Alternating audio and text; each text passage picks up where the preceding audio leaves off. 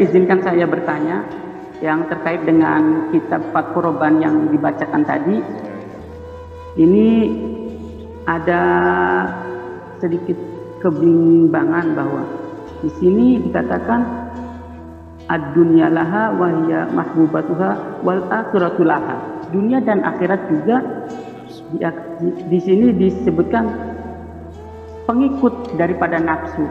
Sedangkan bagaimana untuk mengkondisikan hanya kepada Allah saja, dari di tahap mana dimulainya bahwa kita menyadari bahwa dunia dan akhirat ini menyadari bahwa itu adalah bagian dari pengikut-pengikut dari nafsu tadi. Dan yang kedua, mohon izin, di mana letak perbedaan yang jelas antara nafsu, syahwat, antara nafsu dan syahwat, Bu ya? Terima kasih. Terima kasih. Assalamualaikum warahmatullahi wabarakatuh. Waalaikumsalam warahmatullahi wabarakatuh. Terima kasih. Saya juga merespon. Biar aja gambarnya kelihatan biar kita melihat. Jadi gini, pertama saya merespon tadi apresiasi terhadap tulisan saya. Saya menyatakan kalau begitu Anda cerdas. Kalau dengan membaca puisi Anda bisa memperhalus perasaan. Memang itu sudah lama kehilangan perasaan halus. Kita kan merasa nyaman bergaul dengan orang kalau orang itu punya perasaan yang halus. Saya merasa nyaman ketika saya lagi susah, tanpa ngomong, tanpa menyampaikan dia paham.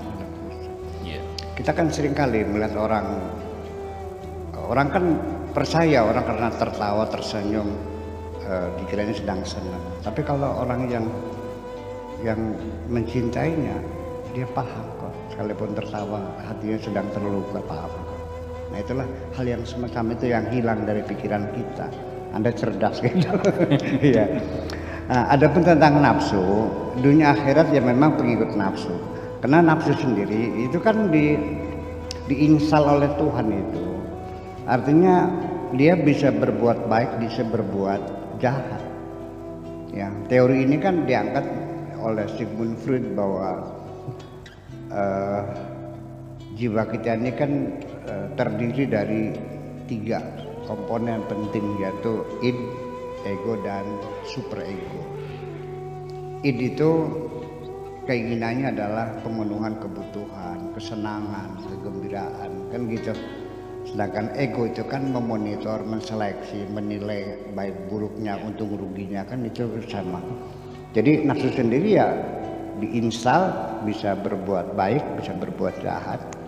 Jadi artinya nafsu ini kan seperti timbangan beginilah. Ini seimbang, baik dan buruknya seimbang. Nah ketika kebaikan itu banyak, dia berat, maka keburukannya akan berkurang. Ketika kita banyak berbuat baik, berbuat jahat, maka bobotnya akan berat, kebaikan kita menjadi ringan. Ya, selalu begitu. Jarang yang stabil begini, selalu demikian. Makanya dan kedua-duanya itu Allah mengatakan sendiri, wa nafsi wa ma sawwa. Demi nafsu yang telah kubentuk, fa alhamaha fujuraha wa taqwaha. Kejahatannya juga diilhami, ketakwanya juga diilhami. Disitulah nanti posisinya ego kita yang berpihak kemana. Itu yang membuat penekanan. Ketika ego kita ini mendukung kebaikan, maka nafsu kita akan cenderung pada kebaikan.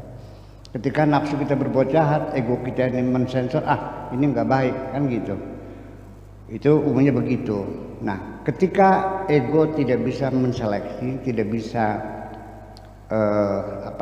mengolah data lebih lengkap lagi tentang akibat-akibat buruknya terjadi apa, saking besarnya nafsu, ya itu sering terjadi ketika kita tergoda dengan perempuan cantik di tengah jalan, kan gitu. Ya kan gitu di situ. Nah, ketika ego dan id ini seimbang, disitulah terjadi pertempuran dalam negeri yang tidak berakhir. Nah, itulah yang disebut dengan kegalauan, kegelisahan, kepanikan. Kita dalam keadaan gamang semacam itu. Kemungkinannya 2, bisa menang, bisa kalah. Anda bisa meninggalkan niat jahatnya, Anda bisa juga terdorong untuk berbuat jahat. Nah, ketika nanti sudah hampir Anda menyadari bahwa Anda akan kalah melawan nafsu itu, maka jangan segan, segera menjeritlah, panggillah Tuhanmu. A'udzubillahi minasyaitonirrajim. Ya Allah, tolonglah hambamu yang lemah ini. Saya kira itu penting sekali. Kita mesti kembali kepada Tuhan juga, karena kita tidak bisa mengendalikan kekuatan kita. Karena Allah berikan berimbang. Falah maha fujuraha wa, dan setan juga menggoda kita juga legal, diizinkan Tuhan juga. Jadi dia punya SIM kok, setan juga. Ya kan? Ya. Kan setan pernah minta izin pada Tuhan. Qala fa bi'izzatika la ughwiyannahum ajma'in. Izinkan aku menggoda semua manusia. Allah itu silakan, berarti kan punya SIM ya. Apa SIM itu Pak Rahmat? Surat izin menggoda. Dia juga legal kok. Itu makanya. Jadi disitulah letaknya hidup itu memang seperti itu. Kita jangan menghayal manusia yang berhati malaikat, nggak ada kok. Kita berpotensi berbuat jahat siapapun juga. Makanya ke depan ke depan kita mesti melihat bahwa akhirnya mah kita tidak bisa melepaskan hawa nafsu itu. Seperti yang dikatakan oleh Zulekha yang menggoda Nabi Yusuf, itu dia mengatakan wa ma ubari'u nafsi inna nafsa la ammaratun bisu illa ma rahima rabbi. Aku tidak bisa melepaskan nafsuku. Nafsu ini kerjanya ngajak yang buruk saja, nafsu amarah.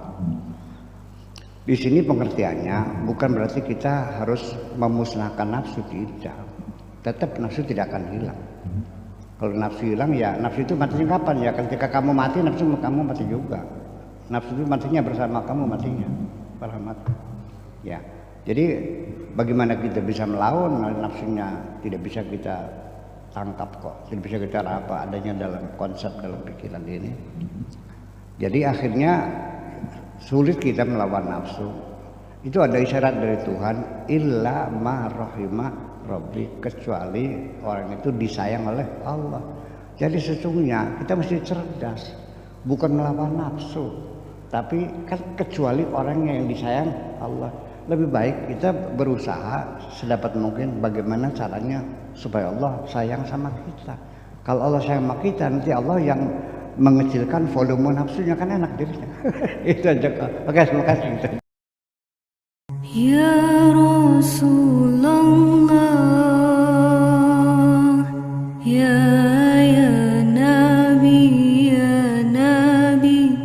laka syafa'ah,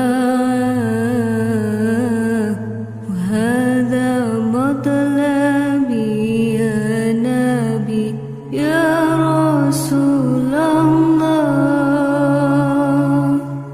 ya Nabi, laka syafa'ah.